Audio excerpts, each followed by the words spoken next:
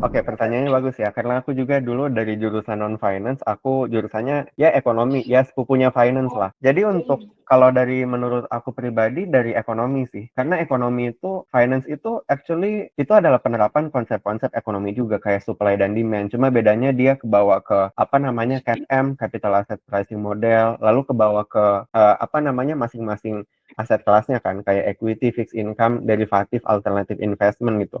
Tapi semuanya itu I think jadi fundamentalnya adalah supply and demand dan itu dipelajari di ekonomi dan aku Hmm. cukup bangga gitu bisa jadi anak ekonomi karena itu mempermudah cara belajarku ke depan gitu dengan materi-materi finance. Jadi ya itu ya saranku pengantar ekonomi sama accounting karena accounting itu di level 1 dan level 2 itu kencang banget itu bisa sampai 20% bobotnya Oh, gitu.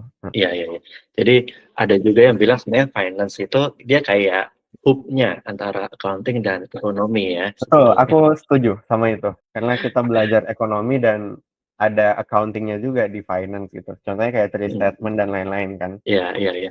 Ini kalau teman saya ya yang rata-rata udah pada ngambil PhD ya, S3 misalnya S3-nya ekonomi atau finance gitu, khususnya misalnya di US, itu biasanya kantornya ekonomi sama finance itu deket-deketan dan mereka tuh saling bersaing satu sama lain karena mereka kalau udah di levelnya S3 ke atas itu konsepnya mirip-mirip itu. Maksudnya kayak matematikanya, kemudian cara berpikirnya. Cuma kalau finance tetap ada ground accounting-nya kayak gitu aja.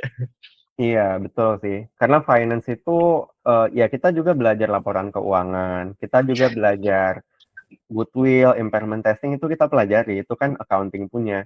Dan kalau Iya. ekonominya ya tadi yang supply and demand gitu kan, model-model di finance itu ya most likely mereka dari ekonomi kayak gitu. Iya, Misalnya kayak ada sepakat. statistik lah ya kan, mungkin teman-teman familiar model option pricing ya kan yang Black-Scholes model itu kan kayak ada volatility, ada standar deviasi gitu kan.